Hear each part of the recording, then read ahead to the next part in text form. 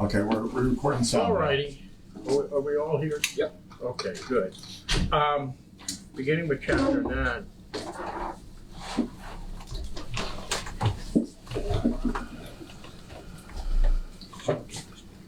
And he said unto them, Verily I say unto you, that there be some of them that stand here which shall not taste of death till they have seen the kingdom of God. Verily, verily. Whenever Jesus says verily, it's an emphasizer. This is particularly important. And this has bothered a lot of people because they think it meant the second coming. Obviously it didn't, since that hasn't happened. I believe it's a reference to the resurrection. Anyhow, and and after 6 days, Jesus taketh with him Peter, James, and John. Here we go again, Peter, James, John. And leadeth them up into a high mountain. Yeah, here we go. All right, something's going to happen. Apart by themselves, meaning apart from the rest of the disciples. And he was transfigured before them.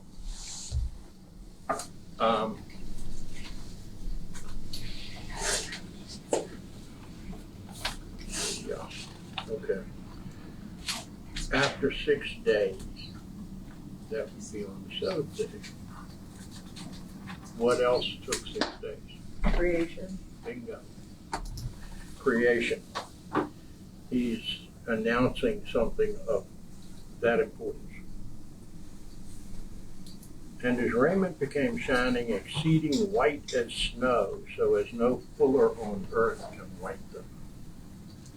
And there appeared unto them Elijah, that is, with Moses, and they were talking with Jesus. And Peter answered and said to him, Jesus, Master, it's good for us to be here. Let us make 3 tabernacles, one for thee, one for Moses, and one for Elias. Now, there's a lot in this. There's an awful lot in this.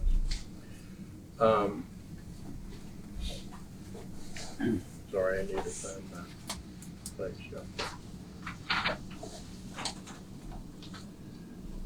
There's a back reference to Exodus here. What is known as the Great Theophany in Exodus 19. In Exodus 19, the Great Theophany is when Moses is called to go up Mount Sinai alone, and the people are forbidden to follow. And he receives the Ten Commandments.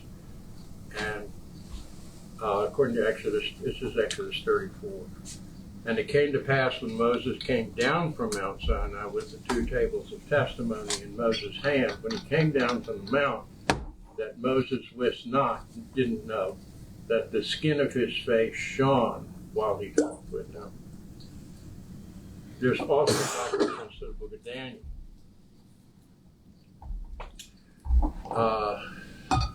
Daniel 10.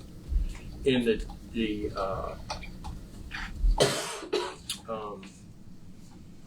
in the description of the one like the Son of Man, we talked about how Jesus uses that title for himself quite often.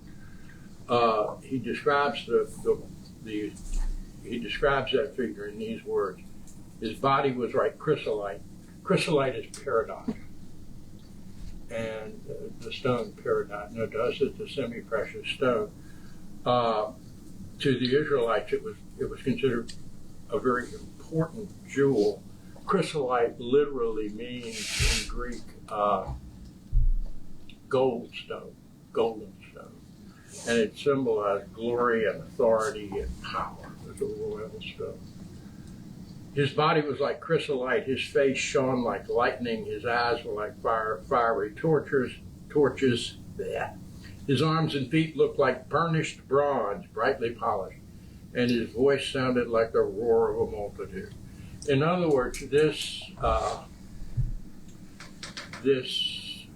showing forth of light, and don't visualize this as Jesus somehow has a light shining on him.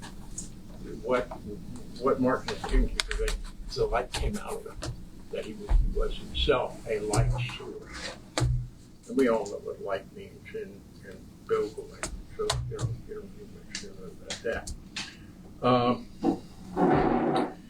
In other words, Jesus is giving them a glimpse of who he really is.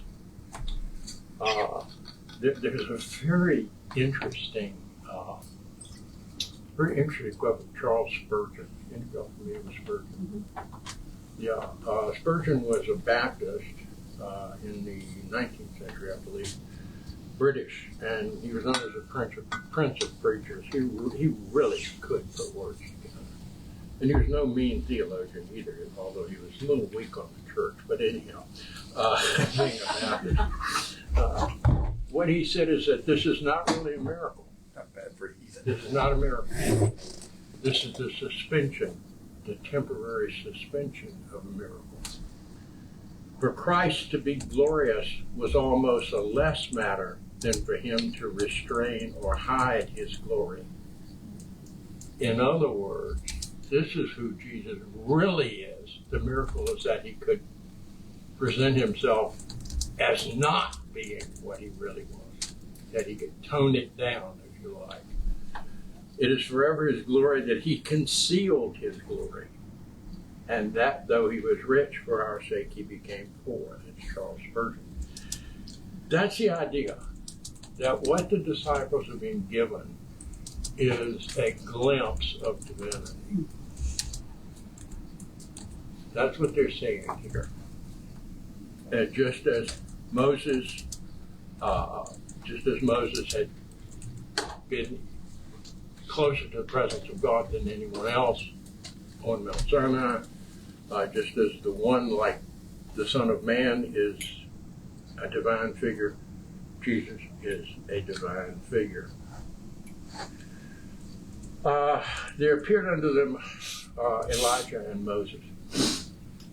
You know how in the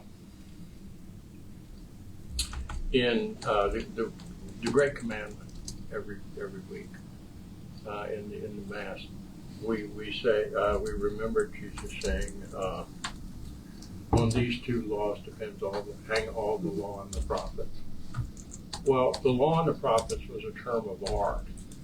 That is, it was phrase. And what it meant was the scriptures. So Moses and Elijah, who's sort of considered by the Israelites to be the greatest of the prophets, Moses and Elijah represent the Old Testament. And they're talking with Jesus. That's interesting. You may remember way back when we talked about cultural background on this, that the Hebrews have a very different conception of words than the Greeks and the Romans. The Hellenistic idea was that well, let me just put it this way: who's the great hero in one of the greatest of the Homeric heroes is Odysseus, Ulysses. And what is Odysseus really good at? Well, he's really good at lying. He really is. He misleads, he lies, he does all, In fact, some literary scholars have said that we need always to remember that most of the Odyssey is being told by Odysseus after it's all happened. And we have to consider him to be, to some degree, what's the word? Unreliable narrator. Well, that's not the Hebrew way. To the Hebrews, a word is a deed. A word once spoken cannot be revoked. And a word is as real as a blow. And so the fact that they are speaking means more here than it would in non-Hebrew literature.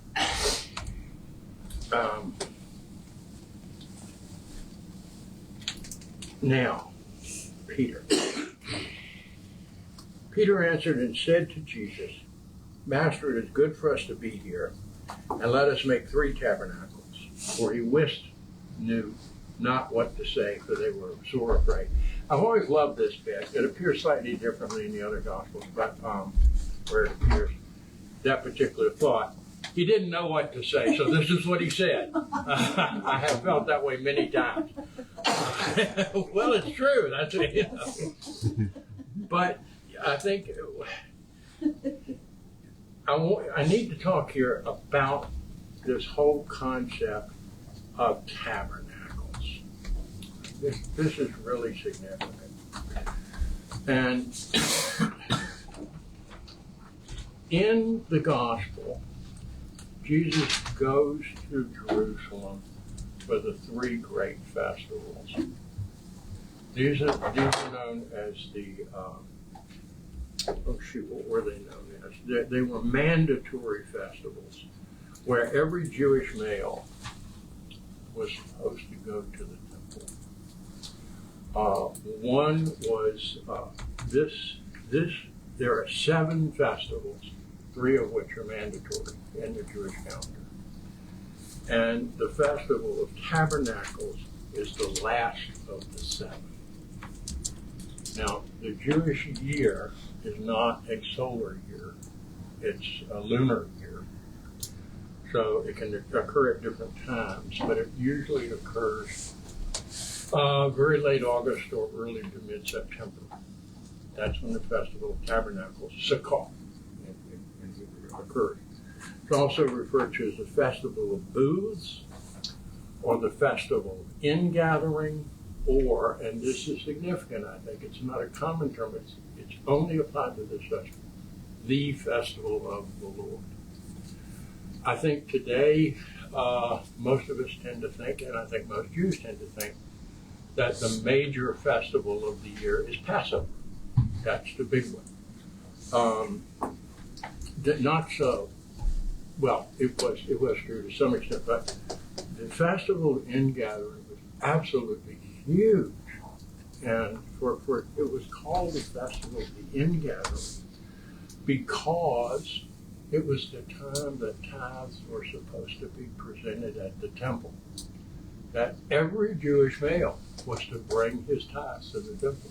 Now remember, the tithes were not just money, they were in kind as well. This must have been an absolute zoo. It's hard to imagine how it could have been done. What we do know, we know a lot of details about how it was done, but what we do know is that, you remember how I talked about how there were so many priests and so many Levites in particular that they had to take turns all year, except for this festival. It was everybody there, all hands on deck. Everybody was on duty for the Festival of Tabernacles.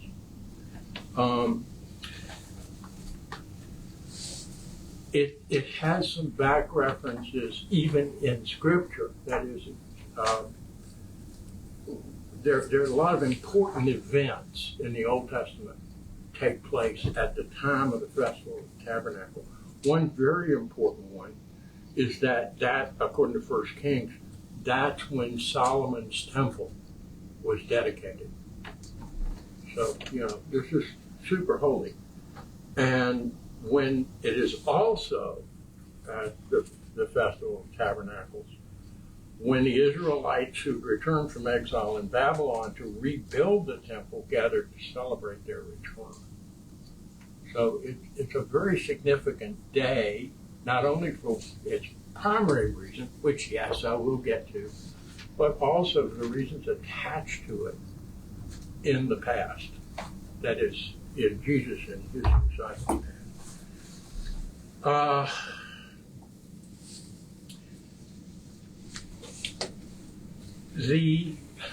The festival appears to have been originally a harvest festival. But as happened with so many things in the development of the Hebrew religion, and this happened so early that it's hard to know exactly when, but it became associated with something other than the fall harvest. It became associated with God's provision for them during the time they spent in the wilderness. That's why it's called the Festival of Tabernacles, or Booths. Because what they were supposed to do, right? All male Jews were supposed to attend 8 days of services at the temple, beginning on one Sabbath, ending on the next Sabbath. And during that period, they were to live in tents or booths or temporary structures as a reminder of time spent in the desert before they had real houses. Okay.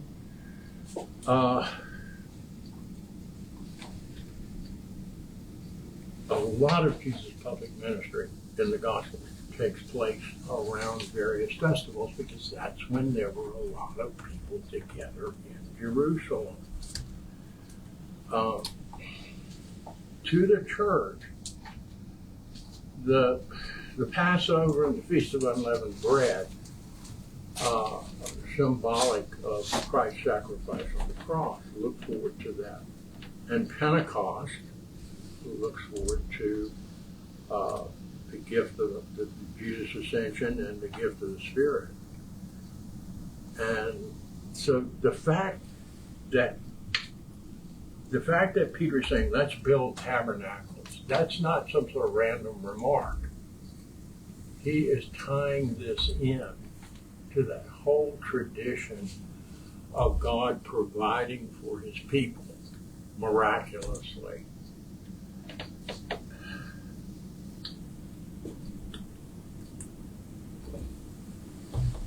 I'm trying to think. Oh yeah. Tabernacle is a noun, but from it is derived a verb. You sometimes see it in overwriting, to tabernacle, meaning to live.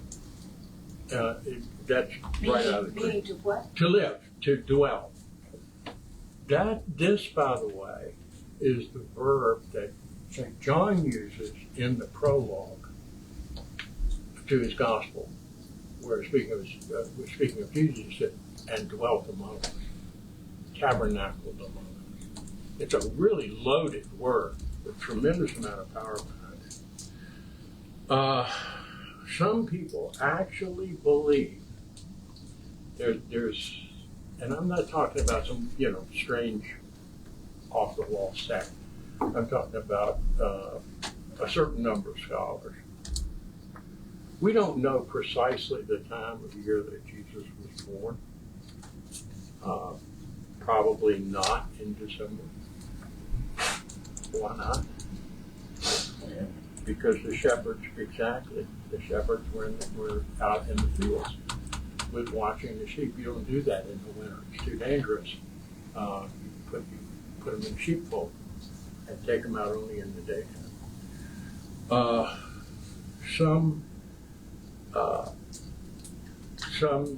Some scholars believe that Jesus was born during the Feast of Tabernacles. It would have been okay, to have sheep outside of that time of year. Others think other things, but I'm just trying to emphasize to you that this remark of Peter about let's build 3 booths is not just some sort of, hey, let's have a camp out. There was a cloud that overshadowed them, and a voice came out of the cloud saying, "This is my beloved Son, hear him." Again, a back reference to Daniel 7 and the figure of the Son of Man. I saw in the night visions, and behold, one like the Son of Man came with the clouds of heaven. Okay. I've talked before about this Greek word, Hebrew word, Shekinah, the cloud of glory. This is all signs of divinity. That's what Mark is trying to tell us. And a voice out of the cloud, "This is my beloved Son, hear him." God very rarely speaks aloud in the Gospels. It's very rare that God the Father speaks aloud. When's the last time he did in this Gospel? At the baptism? Bingo. That introduces one section of Jesus' ministry, and we're going to see right away that this is introducing another section. And you very rarely get this idea of God actually speaking. In the Old Testament, he does speak to Moses on the mountain. That may have some implication, pardon me, about the role of Peter, James, and John. That they are being elevated to the level of Moses or the prophets to whom God actually spoke. But what he says, what God says here, "This is my beloved Son, hear him." And suddenly when they looked around about, they saw no man anymore save Jesus only with themselves. Moses and Elijah have been eclipsed. It is now Jesus to whom they are to listen as the ultimate source of divine leadership on earth. And as they came down from the mountain, he charged them that they should tell no man what things they had seen till the Son of Man, bingo, we're all prepped for this now, the Son of Man, were risen from the dead.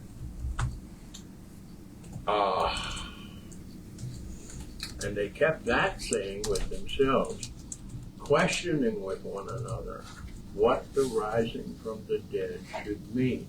And we think, well, it means, you're dead, now you're alive. No, it doesn't just mean that. We've seen someone raised from the dead in this gospel previously. And there are other gospel stories about people being raised from the dead. Well, yeah, they were raised from the dead. But when they were raised from the dead, they went on to live out their normal lives and then die and stay dead. This is not the sort of resurrection that Jesus is talking about.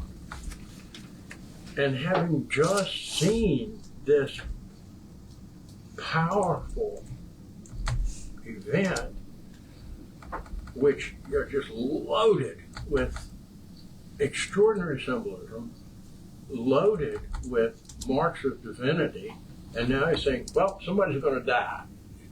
Of course they're confused. Of course they don't really understand. And they're asking each other. But they ask him something different. They asked him saying, why say the scribes that Elias, that is Elijah, must first come? They're obviously realizing, they're getting it now that Jesus is the Messiah. They say, well, wait a minute. Well, the scribes said Elijah was going to come before. And he answered them, Elijah verily cometh first and restoreth all things. And how it is written of the Son of Man that he must suffer many things and be set at naught.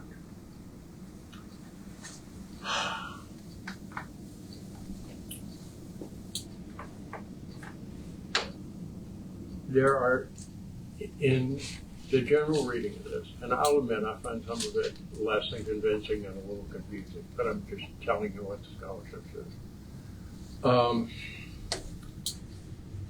The idea is that Elijah, well, let me finish this. But I say unto you that Elijah is indeed come, and they have done unto him whatsoever they listed, as it is written of him. In other words, he's identifying John the Baptist with Elijah in verse 13. And John the Baptist self-consciously imitated Elijah in his dress and some of his activity. He is the forerunner. He is the one who comes before the Messiah. And it's very, that's his role. And Jesus is not saying that John the Baptist was Elijah. It's that he identified with Elijah and he performed the task of Elijah as it was understood at that point. That is to announce the coming of the Messiah. But he's saying in verse 12, Elijah will comes first and restores all things. And then he talks about that it's written of the Son of Man that he must suffer and be set at naught. I'm not quite sure what that means. I'm being as honest as I can. I like to pretend to omniscience, but occasionally I get found out. Some believe that it means that Elijah will return before the end of history. But I really don't know. If any of y'all find anything interesting in this, let me know. Because I can't find anything that satisfies me on it, and I've read a lot of commentaries in the last few days. But once again, once again in verse 12, he has predicted that the Son of Man will suffer many things and be set at naught, valued at nothing, insulted, humiliated, and all the rest. And when he came to his disciples, he saw a great multitude about them, and the scribes questioning with him. Questioning here is interrogating. I mean, they're just as hostile. The scribes are still on his case. And straightway all the people, when they beheld him, were greatly amazed. And that's another thing I'm not sure about, is why were they amazed? I'm not sure. But the word that's translated amazed can sometimes be translated, what's the word? Overwhelmed or in awe. But Maybe his face was still shining. that is one thing that some people have suggested, that possibly he was still sick. And that could be, but I don't know. And that would fit well because in Exodus, after Moses has received the law, when he comes down, his face is still shining, and does so for a while, and it scares the people. He covers it with a mask. And running to him, saluted him. You know, the word there, that's a good translation, I think. It's a sensitive translation. The word can be translated saluted or greeted, but I think, you know, saluted gives a sense that the people knew that Jesus was something special. You know, they're recognizing his preeminence. And he asked the scribes, "What question ye with them?" And there's not even any time for the scribes to answer. You know, he says, "What's this all about?" Once again, there is a similarity here, or an echo, if you like, of the Exodus story. In that, when Moses first comes down from the mountain, he's been up there, he's been in communion with God, he's got the 12 tablets, he's got the 10 Commandments, the tablets. What does he see when he comes down? They have a golden Your people have made a golden calf and they're worshiping. Everything's gone to heck while he's away, all right? Yeah. So Jesus got the same thing. But there's another echo here as well. And it's worth,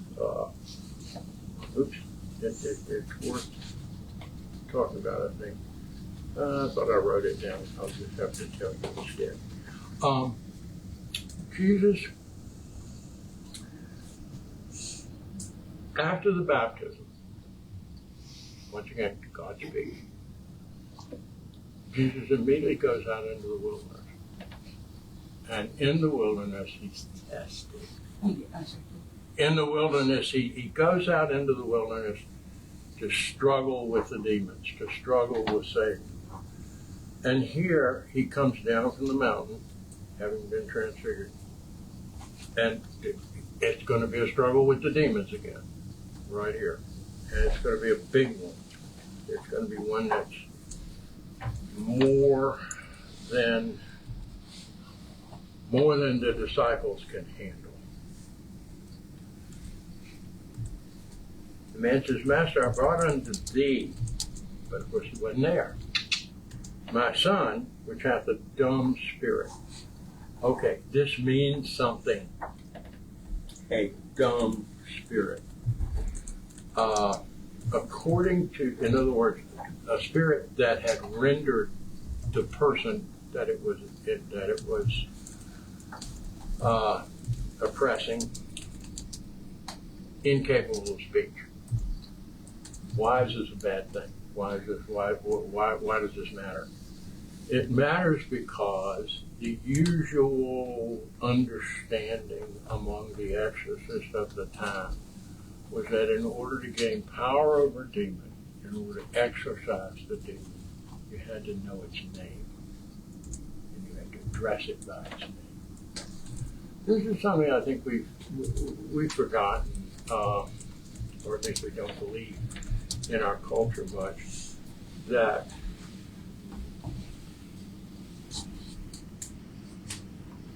in many cultures, the question of a name is not just the question of a belief.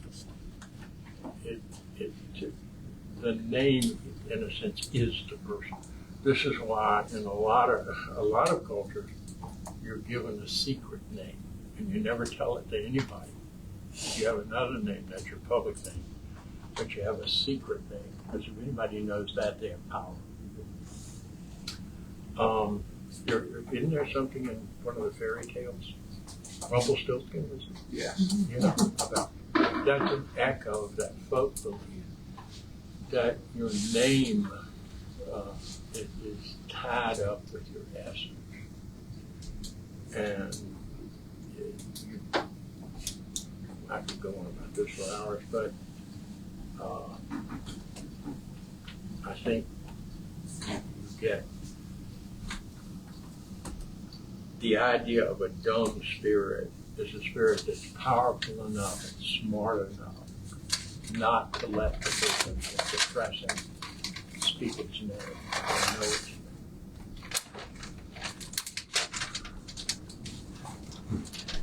These are sort of the classic symptoms, obviously.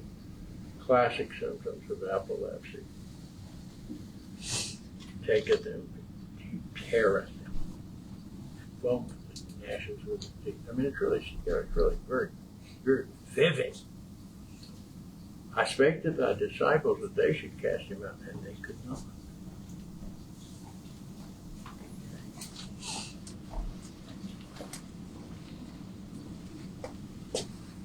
He answereth them, keeping Jesus, O faithless generation, how long shall I be with you? How long shall I suffer you? Bring him unto me. Who's Jesus talking to here? It's not clear.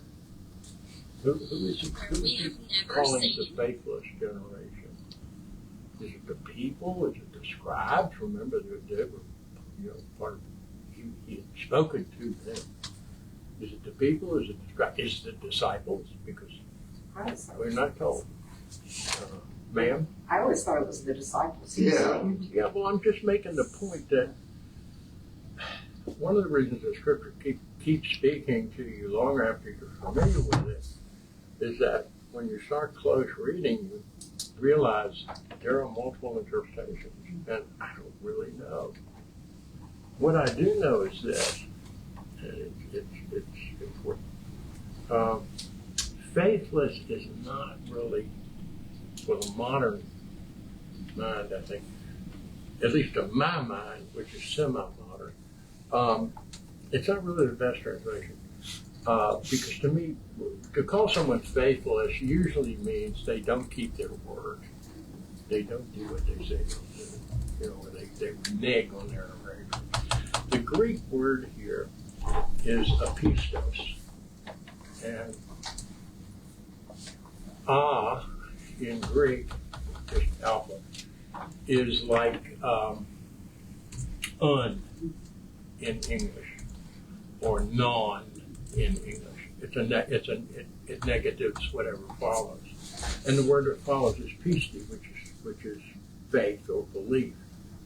And it seems to me that unbelieving might be better than faithless, because there's no arrangement that's been made here. I mean, it might be more clear to the modern English speaker. Bring him unto me, something that can't be made clear in the English without putting more words in, but that is clear in the Greek, because Greek is ridiculously complicated with its words, is that command is in the plural, not the singular. He's not saying to the Father, bring him to me. He's saying apparently to the disciples, bring him to me. And they brought him unto him, and when he saw him, straightway, immediately, the spirit, that means the evil spirit, tore him, and he fell on the ground and wallowed, foaming. I really like that translation. The Greek word literally means rolling, but wallow, I think, it has more of a sense of, it's more demeaning in many ways. If you do a word association, you say wallow, most people will say hog, right? It's really demeaning. This kid is in terrible shape. And he asked his father, how long is it ago since this came unto him? And he said, of a child. And oftentimes it had cast him into the fire and into the waters to destroy him. But if thou canst do anything, have compassion on us and help us. I find it very interesting that he says us. Not me, not him, us. Yes. When he said, he doesn't say have compassion on me and help my son. He doesn't say have compassion on my son and help me. He says have compassion on us.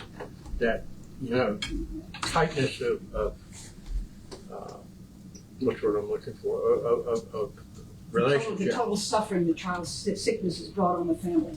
It's just terrible, Indeed. you know. Jesus said unto him,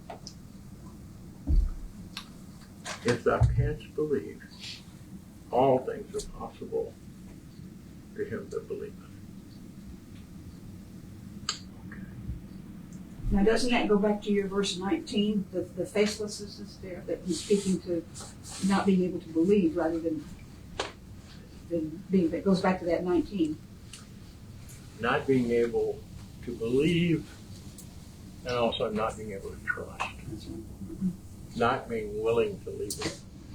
And straightway, immediately, once again, I warned you early on, this is Mark. He wants you to keep a sense of, this is an action movie. It's moving fast. He likes that. Immediately, straightway, the father of the child cried out and said with tears,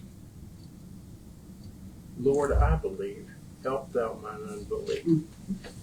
This is an extraordinarily important thing. It only occurs in Mark. And I say it's important because it's important in a theological, pastoral way. When he says, help thou my unbelief, that is in itself a statement of faith. It is in itself a confession of faith. He believes that Jesus can't only heal his child, but that he can give him the gift of faith.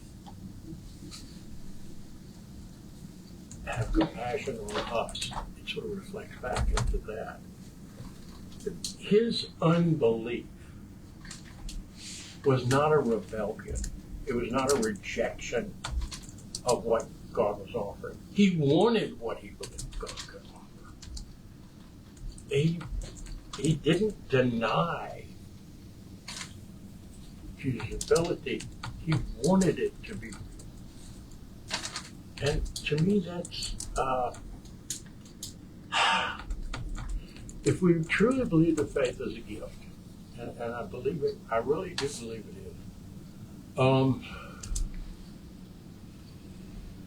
is, it is a gift from God. And he seems to, he understands that. And none of us are perfect in faith. Good. I really like the conclusion of Thomas Aquinas' prayer, Corpus Christi, that we may grow in faith and in the knowledge of our salvation. Well, if we were perfect in faith, there wouldn't be any room to grow. And if Aquinas thinks he needs to grow, well, man, I know I do, okay? I think this is very pastorally important. Okay.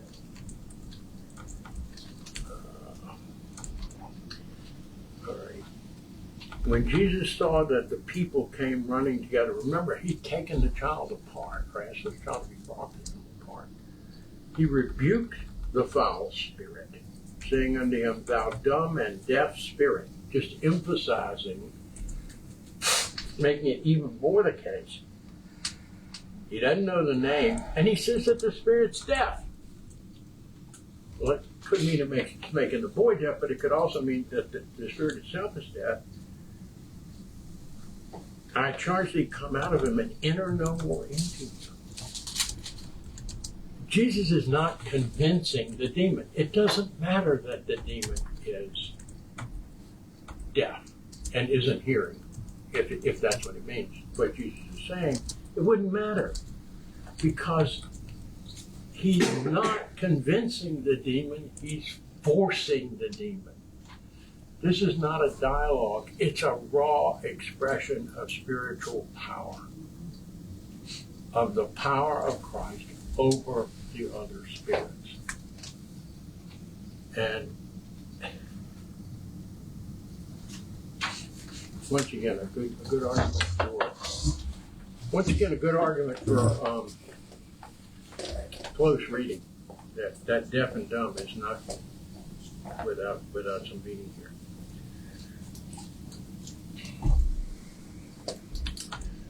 So the child fell down as if he were dead, so that some people said he's dead.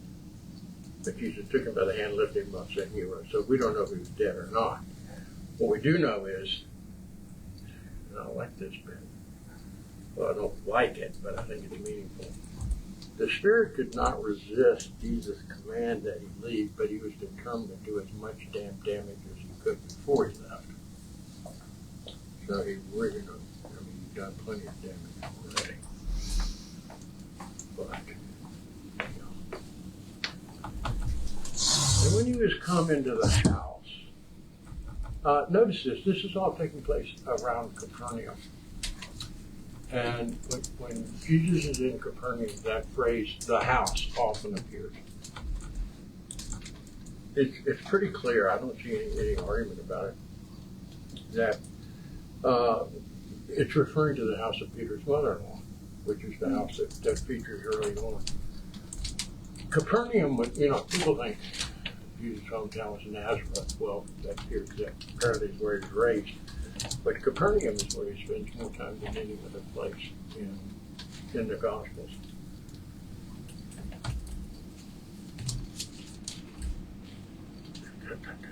And when he was coming into the house, his disciples asked him privately, because they didn't want to be told outside. Why could not we cast him out? And he said unto him, this kind can come forth by nothing but by prayer and fasting. The implication here, at least to me, what this seems to me to imply, remember that Jesus had previously sent the disciples out to heal and cast out demons. Apparently they had some success in that. And it seems to me that the implication here is that they had come to rely on themselves. Hey, I can do this, zap, and then it doesn't work. Forgetting that they were invoking the power of God rather than using a power that had been given to them to possess. There's a big difference, a huge difference. And both prayer and fasting are ways of recognizing our dependence on God. And apparently they hadn't been doing that. And you may remember that that dialogue where the Pharisees said, well, John the Baptist people, they fast a lot. No, your people don't fast. Why don't they fast? And Jesus answered them. Well, they did not adequately prepare themselves for this particularly tough ministry. And consequently, it didn't happen. And they departed thence and passed through Galilee, and he would not that any man should know it. In other words, he didn't want it. He was trying to be incognito on the road. Why?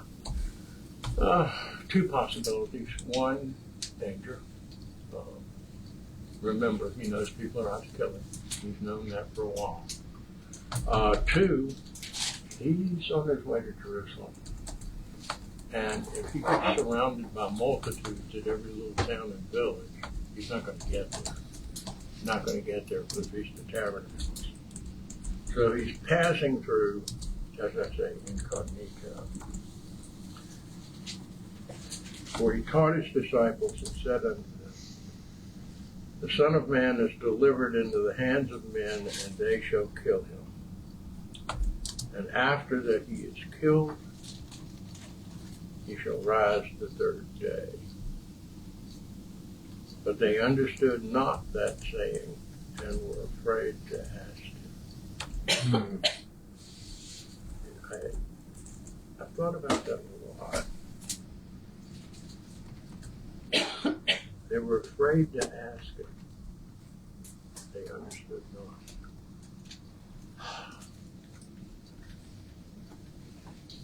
They really didn't understand, particularly about the Bible, but they're sure as heck understanding what being killed was. And why were they afraid to ask him? I mean, Jesus has been pretty approachable to them, generally speaking. I think they were afraid of what he might tell them.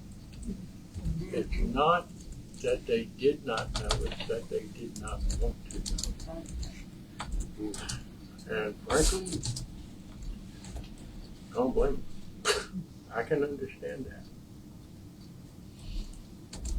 And he came to Capernaum, and being in the house, he asked them, what was it that you disputed among yourselves, by the way?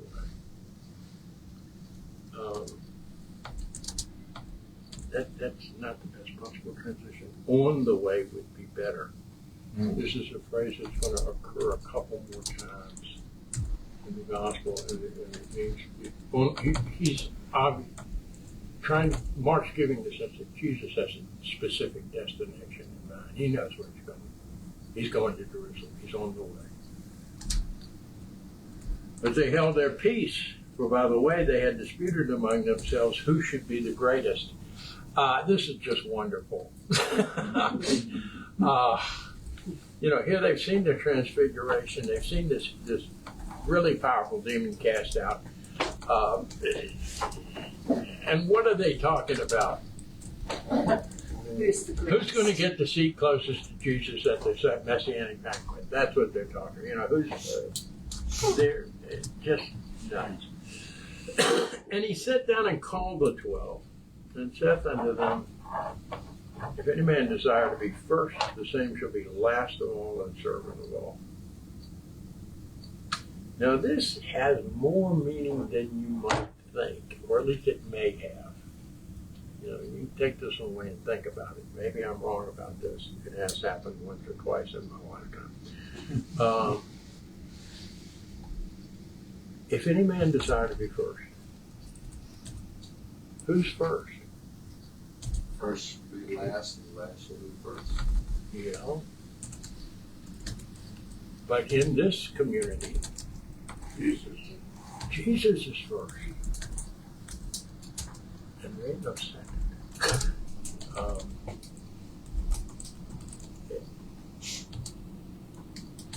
He took a child. Now, the word used here for child is paideon.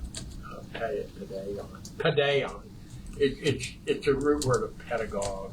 Any word beginning with pedo. It means a child under the age of 12. So any child under the age of 12. Gender not important for the purposes of that word. Before we go any further, I want to plant this in your head.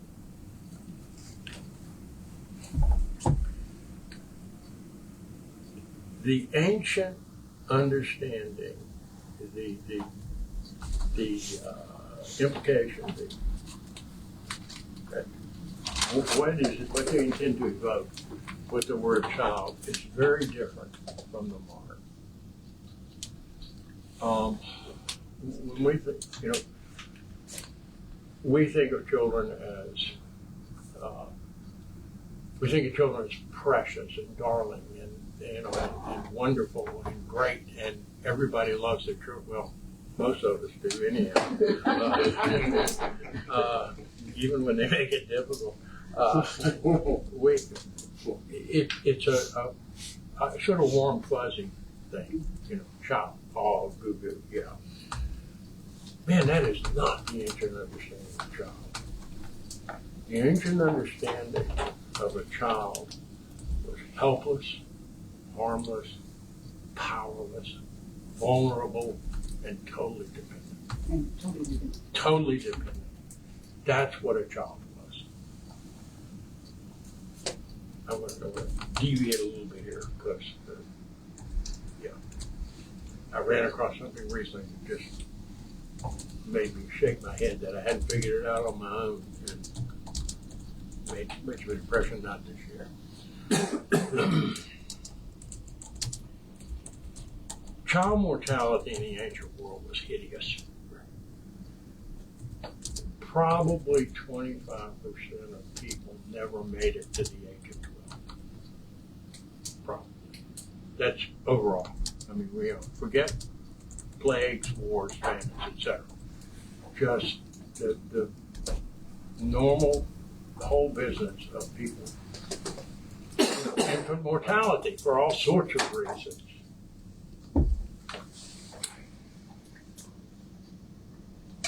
What that means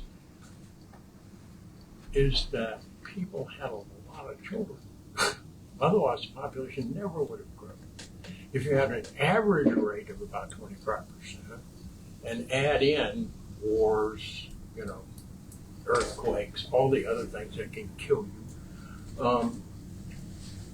people had a lot of children. The birth rate must have been very, very high, which is probably yet another reason why so many women died after childbirth. Ruined their children. So when Jesus, it's also this concept of familial continuity, which is very important to the Romans and very important to the Hebrews. The Greeks, not so much. That the family name must go on. The family is a unit. The family is extraordinarily important. The family is like a small country. You owe it things, and it's an exceptionally important part of your identity.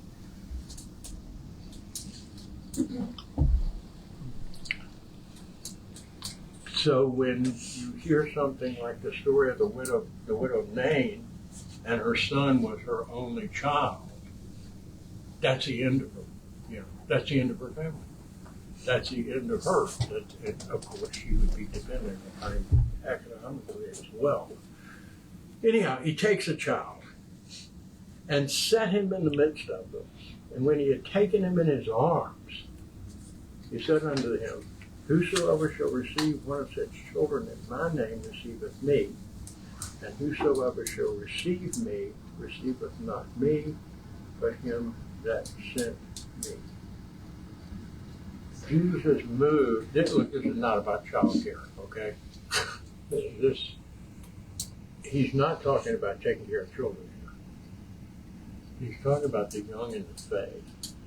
The disciples are the ones who are going to be responsible for bringing baptism into the world, for making new Christians, and for guiding them, take care of all the rest.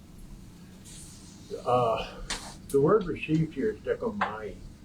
It's a really good word, and I hope you'll remember this every time you hear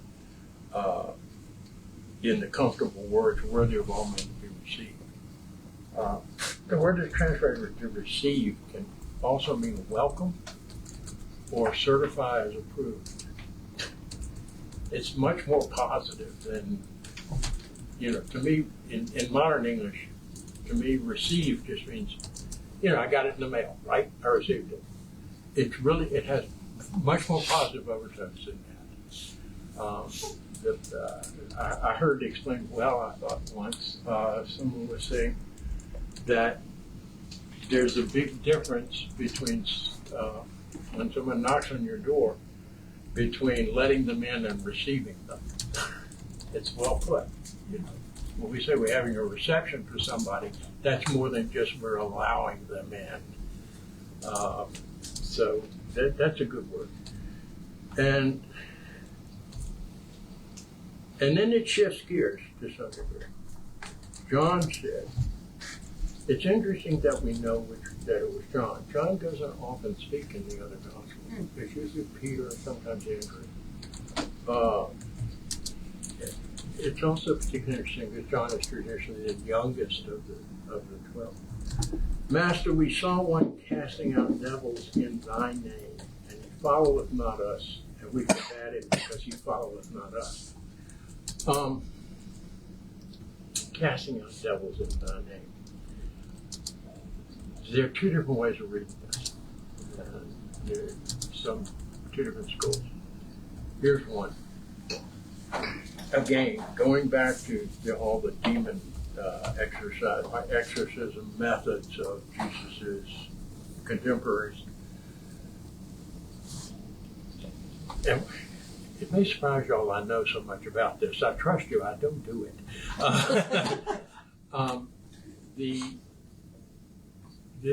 When the exorcist would call upon other spirits, okay, by name, to throw out the spirit that they're trying to throw out.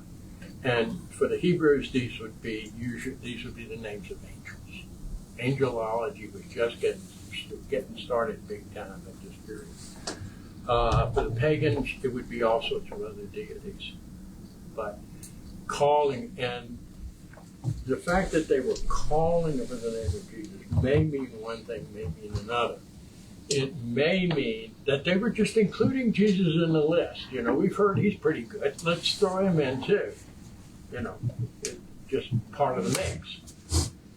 Or it could mean that they actually were followers, but not disciples. And they were not those whom Jesus had charged to do it, but that they believed that it would work.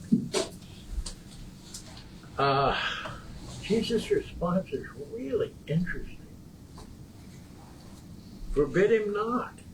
There is no man which shall do a miracle in my name that can lightly speak evil of me. Let him go. Let him do it. After that, he's going to have a hard time talking trash about me.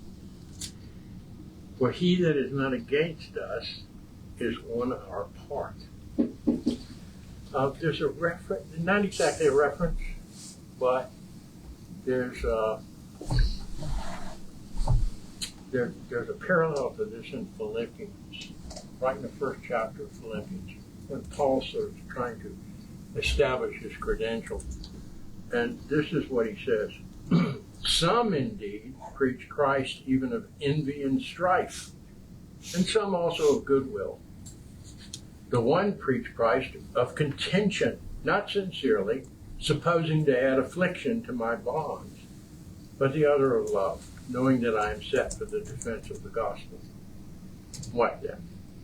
Notwithstanding, every way, whether in pretense or in truth, Christ is preached, and I therein do rejoice, yea, and will rejoice. That's an interesting approach. I have not yet reached that level of spiritual perfection.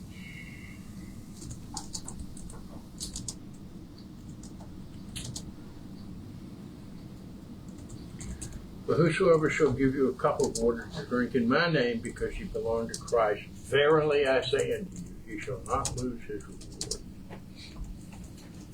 The disciples are to be treated as if, well, Christ, you get the idea. And whosoever shall offend one of these little ones that believe in me. Here again, you talk about New Version. It is better for him that a millstone were hanged about his neck and he were cast into the sea. One funny thing about this, I was struggling through it with the Greek Carolinian. There's a word left out here. It's sometimes translated as great millstone. The literal translation is a donkey millstone, meaning a millstone so big that you have to have an animal walking around it. But maybe it's best they left that out, otherwise people would be thinking, what did he mean by that? Now, the word well, let me read the next verse too. Actually, you've read it. Okay, the hand offend thee, cut it off. It is better for thee to enter the life maimed than having two hands to go into hell, into the fire that never shall be quenched. Where their worm dieth not, the fire is not quenched. If thy foot offend thee, cut it off. And if your eye offend you, put it out and all that. Obviously, this is just, for everyone shall be salted with fire, and every sacrifice shall be salted with salt. Salt is good, but if the salt has lost its goodness, wherewith will you season it? Have salt in yourselves and have peace from within us. Right, there's a lot in this. Firstly, believe me, I hope I don't have to say this, but maybe I do. This is typical Oriental hyperbole. Jesus is not telling you to go out and chop yourself up, all right? What is offend? This is one of those words that it has so many different meanings in Greek, and they have to choose one. But anyhow, it's scandalizo. It's a root word for scandal. But what it means literally is to place a snare, to put down a snare. And from that you get to stumble. You know, you step in a snare, oops, you stumble, right? And then it means to give offense. So it means all those things. But the point is to impede someone else. Right?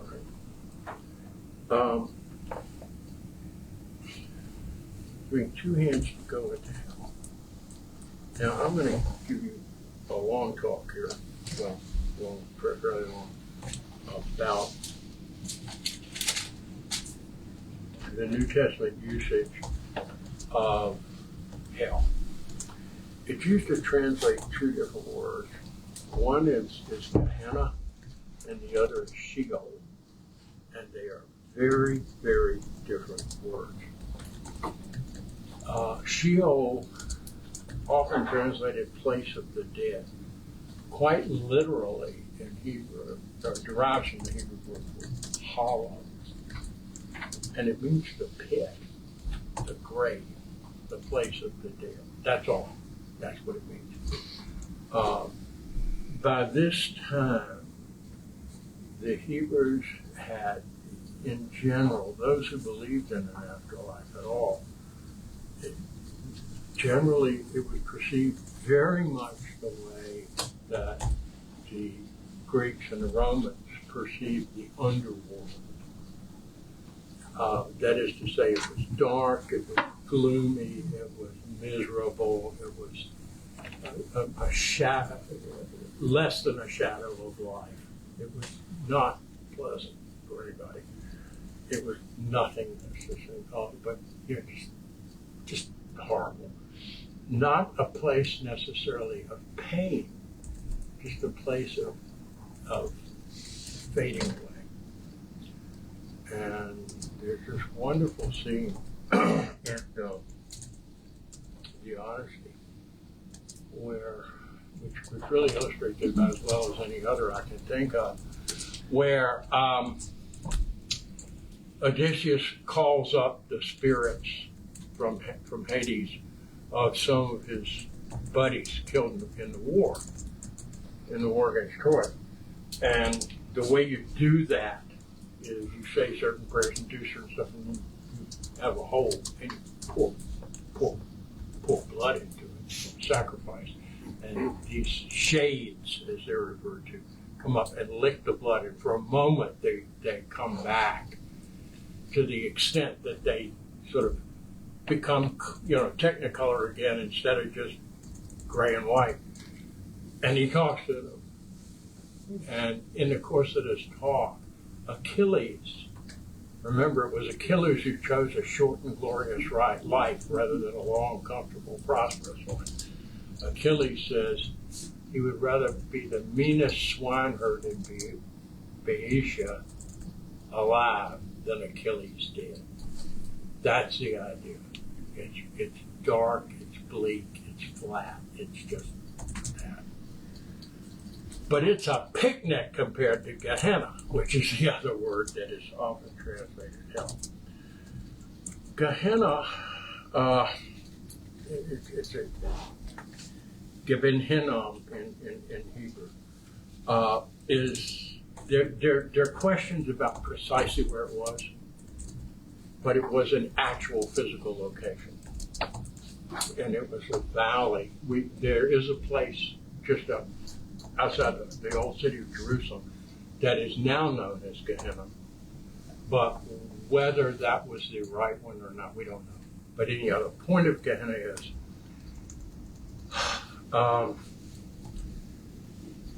Gehenna was a place where, during the reign of King Ahaz, who was the 12th king of Israel, during the king of Ahaz was a bad king, okay? He was a bad boy in all sorts of ways. 2 Chronicles 28. Ahaz was 20 years old when he began to reign, and he reigned 16 years in Jerusalem. But he did not that which was right in the sight of the Lord, like David his father. Not his father, his ancestor. Okay, he's 12. For he, that is Ahaz, walked in the ways of the kings of Israel, and also made molten images for Baal. In other words, he claimed to be Jewish, but he was worshiping pagan gods too. But that's not the worst part. Moreover, he burnt incense in the valley of the son of Hinnom, that's Gaben Hinnom, that's Gehenna, and burnt his children in the fire after the abominations of the heathen whom the Lord had cast out before the children of Israel. Child sacrifice was practiced. We know this. It was part of the Phoenician civilization. It was not done regularly. And we know this, we know from excavations in Carthage, and there's some lesser indications of it in other places, but Carthage really put the seal on it. Infants were burned alive. That was, and here's the thing. They were not slave children. They were not captive children. They were the children of the aristocracy. They burned their own children. It was only done in times of great national peril. But the place where that is done is called a Tophet, T-O-P-H-E-T. Again? Tophet, T-O-P-H-E-T, Tophet. And Jeremiah curses the Tophet. And that's why Gehenna is the place of the damned.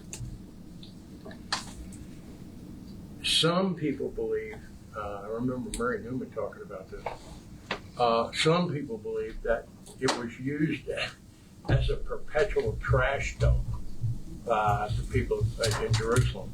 That they, that's where you took bad stuff to get rid of it and burn it up if you could.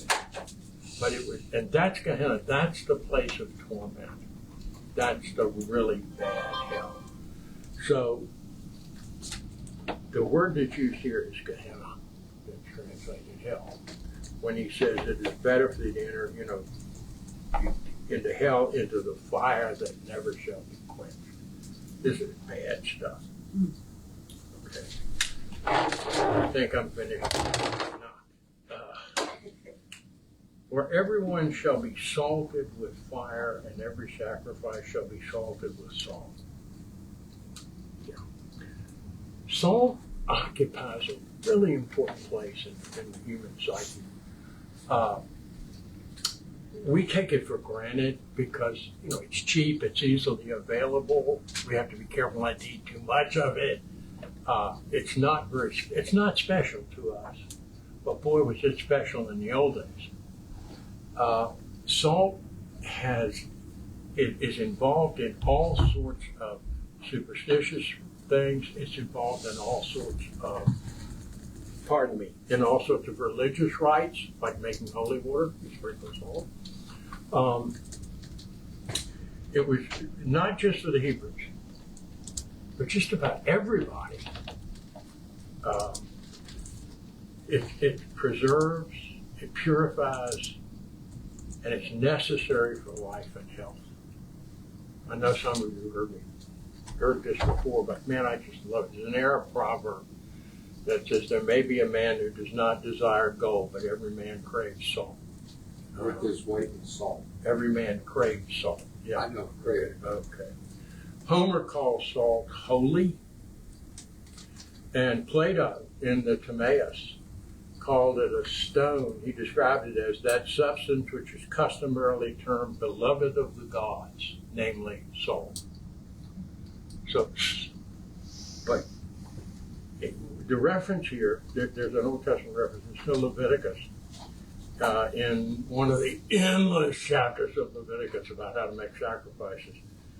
And every oblation of thy meat offering shall thou season with salt. neither shalt thou suffer the salt of the covenant of thy God to be lacking from thy meat offering.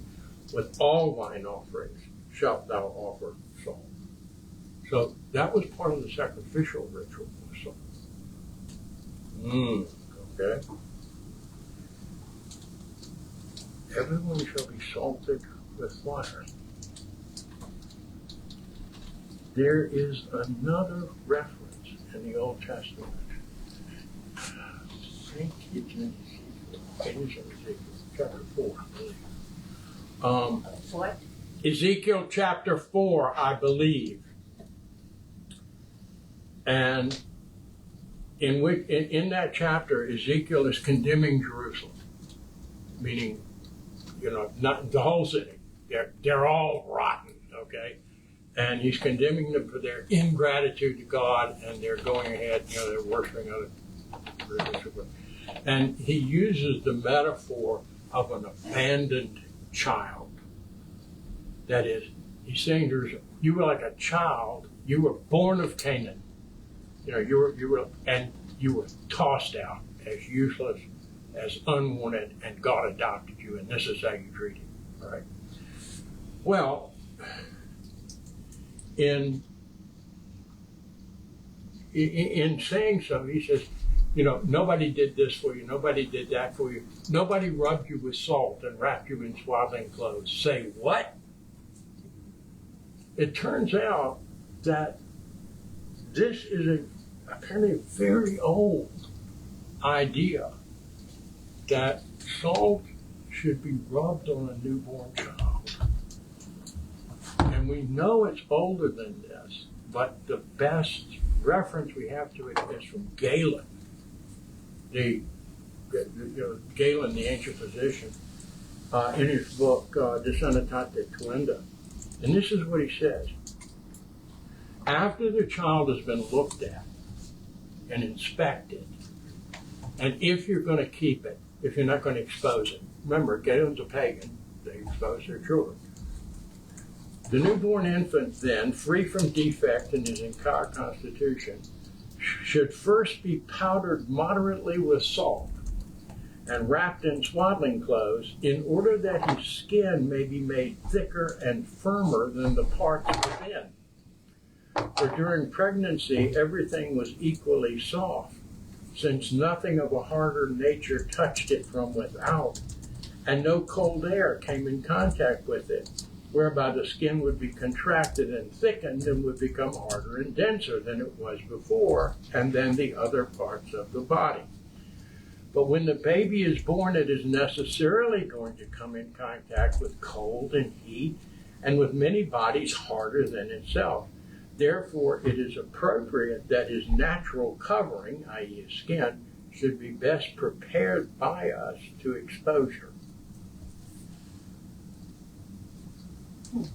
Everyone shall be salted with fire, and every sacrifice shall be salted with salt.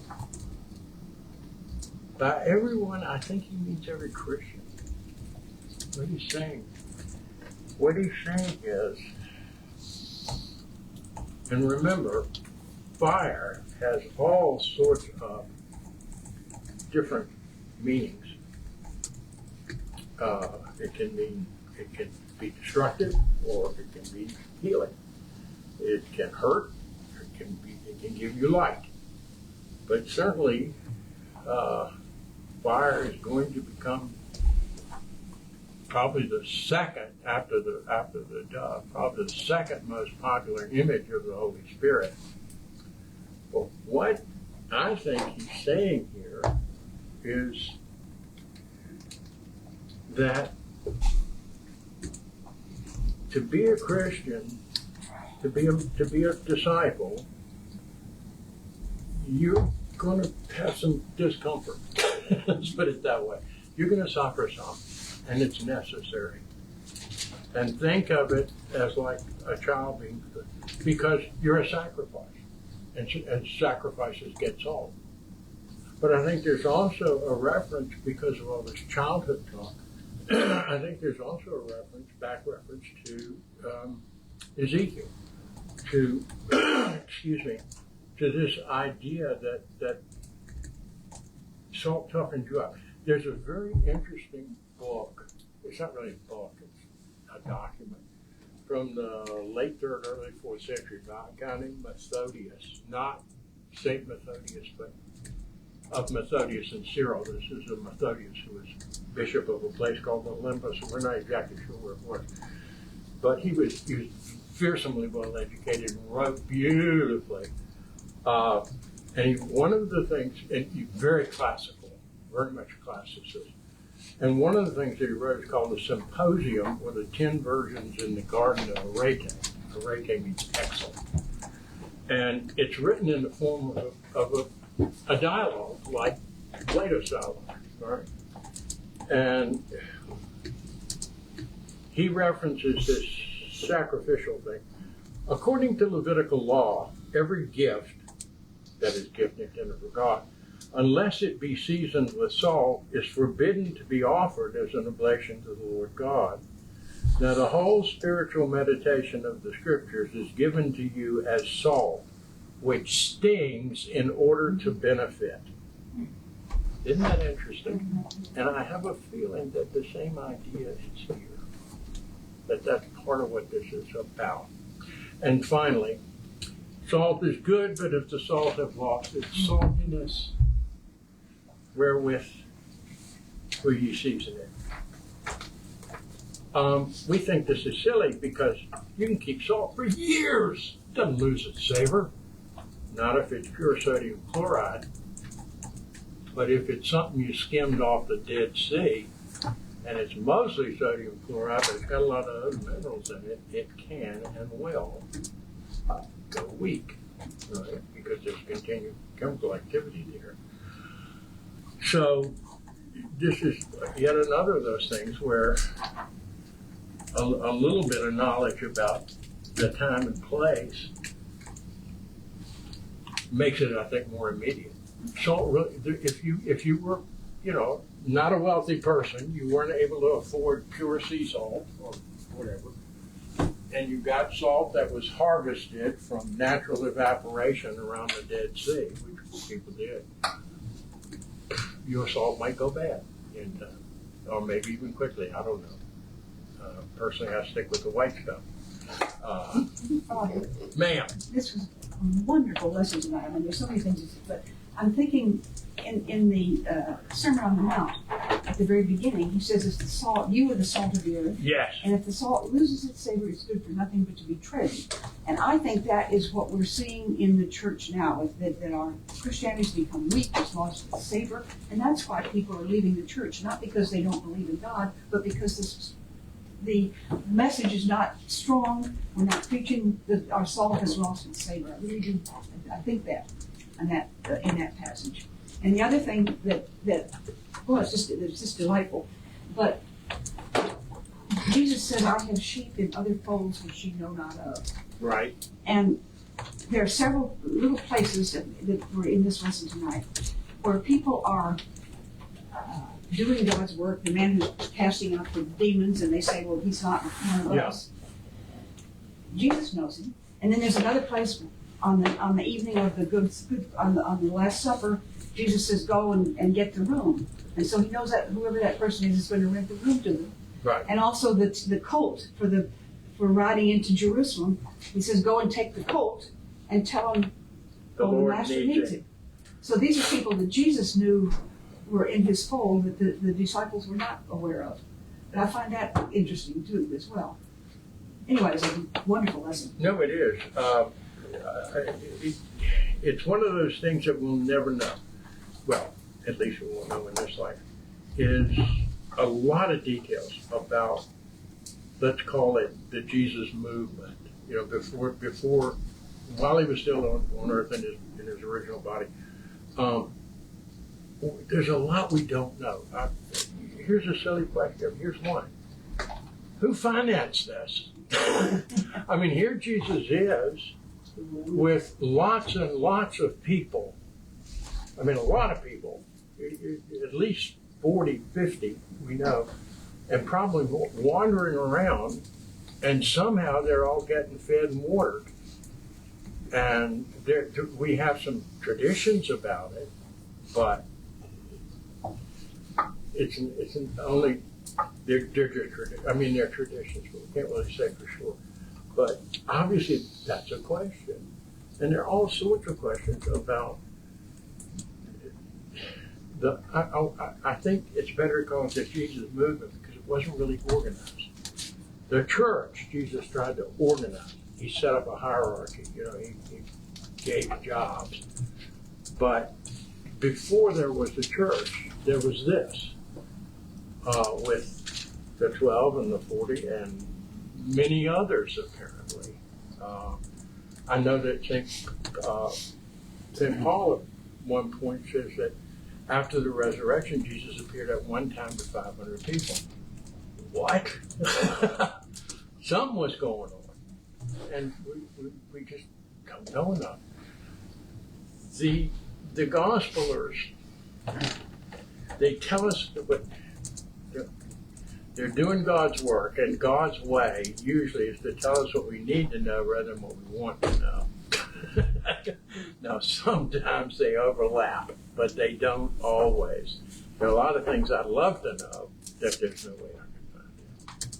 But I like the question. You're Now, absolutely forgive me, right. I'm talking too much. No, not at all, But Jamie. The other thing that I've read it a million times and it never hit me before tonight. But when the father with the son with the demon, and he says, "Have compassion on us." Yes. And I've known several families that have severely handicapped children, and it completely takes over the families. It's a burden and a pain and a sorrow that you are never relieved of. And that describes it so beautifully. You see it there. The us. Yeah. Yeah. I didn't really notice that until tonight, to be honest. That's why you need to keep it reading. It had not hit me until tonight that it was in the plural.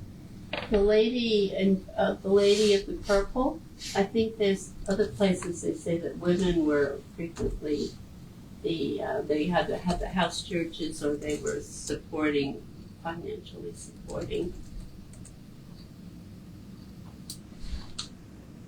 Well, there's Lydia. Yeah. Lydia, the dealer in purple in Thessaloniki. Yeah, I'm sure some of them were women. Then you were talking about the salt. Well, didn't they pay the Roman soldiers in salt also? No, that's a myth. The salarium was money, and it was used to buy salt. The salarium was money. That's where that word salary comes from. And sol is Latin for salt, and the salarium was a money issue. During the gospel, I can't remember where or how I think this, but I seem to think I read it, that there were some women that followed Jesus and his disciples, were part of the general group who may have contributed somewhat to his support, to their support. Yeah, I'm can't listing think that with the traditions, and I think there may be a biblical reference to it, but I can't remember right at the moment. Yeah. One of them was a very wealthy woman. She was connected to one of Herod's officials. Mm-hmm. I forget whether she was sister. I believe she was wife, and it's certainly possible. Yeah. There is this. Look, the position of women in the ancient world was certainly not privileged, but at the same time, particularly after the Romans had influenced Hellenism pretty thoroughly, there were some very wealthy women, and many of them wealthy and independent. The women under Roman law, women could own businesses, women could own property. Many of them were very well off and were patrons of the arts, which is one reason why we know a lot about them, because they got written about. In Judaism, maybe not so much, but Judea was certainly not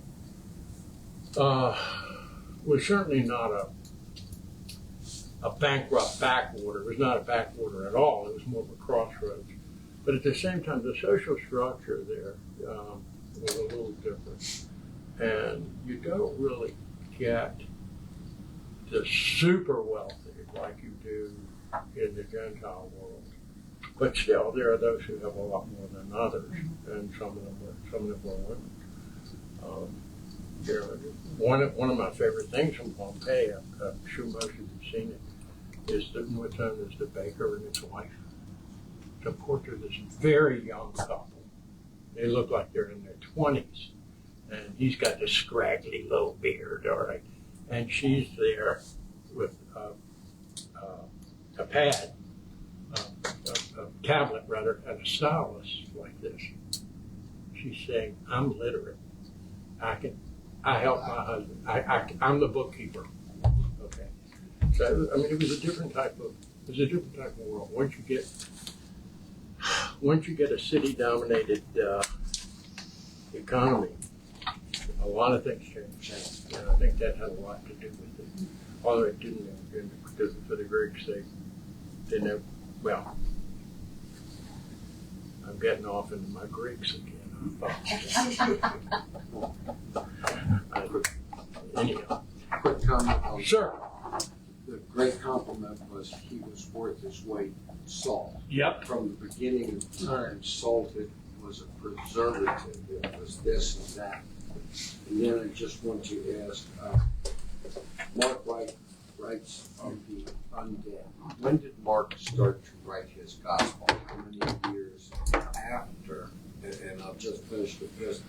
Does he write this also in reference to doubting Thomas? That not the salt. So I'm confusing things. I'll just leave it there. Okay. Mark was St. Peter's secretary, and probably translator as well. And we're talking And that how many would- years after? No more than 40. Okay. Absolutely no more. Than After the 40. resurrection. Yes. Mark lived longer than Peter. Peter was killed in the Neronian persecution, and the persecution under Nero, and that was in the 60s. That was after the Great Fire. Okay. And Nero's 7? And am I mixing things up? Who Pardon? burnt Rome? Who burnt Rome? Well, It burned Rome. Well, that's a question we don't really know. But Rome burned during the time that Nero was emperor. You're a fiddle. The Great Fire. I The know Great that. Fire. And some people believe. He did it. I talked about this. Some people believe that Mark wrote his gospel after Peter's death, in order that Peter's teaching not be lost. Not lost. But I forget precisely the guys, but I when I talked about this earlier, some of the early Christian writers say that he wrote down the stories that Peter was telling, not in any particular order. Right. And then he showed them to Peter, and Peter said, "Yeah, that's right. Make sure people get to read this in the churches." Now that wouldn't have been the gospel because it was Right. but so that could have meant it was earlier. Personally, I think it was later because there are the St. Mark is associated with the church that was at Aquileia, Aquileia was a city in northwestern Italy, northeastern Italy. It was a very important city at the time. And also the church at Alexandria. He's supposed to have been the first bishop of Alexandria. And if he was as attached to Peter, and Peter was as reliant on him as it appeared he was, I don't think he would have let him go. So I think it was probably written, I believe it was written after Mark's death, but I wouldn't be surprised to find out I was incorrect. You mean there? Now, here's another- Peter's dead. Peter's death, my Yeah. apologies. God knows what I Here's said. another question for Willie. If it's a compliment to say somebody's worth his salt, is it also a compliment to call someone a salty dog? In our world, it is. It depends on how many beers you've had. That's a well-known fact. Okay, it's after 9, folks, so consider yourselves released from servitude. I think one of the things for Nero was urban renewal. Was one of the theories. The Great Fire burned to the ground 10 of the 14 districts of Rome. That would have been more. That would have been a little extreme, don't you think? Well, only if he was trying to burn them. And of course, he was in Capua at the time. He had to be called back to it. There's absolutely no serious reason to believe that Nero initiated the fire. He took advantage of it. But the loss of life was horrendous, and it represented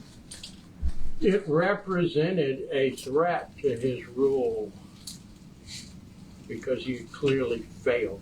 You know what the Romans were like? They considered themselves to be very in tune with the will of the gods. What do you think a disaster like that was believed to have said about Nero? Nothing good. So there were a lot of important people then that were also died in those Yes. fires. Can I share one thing? Okay. And that is, history of the world, Mel Brooks' Last Supper. As the waiter, he asked, separate checks, please? We haven't gotten there yet. I gotta go. Haven't gotten there yet.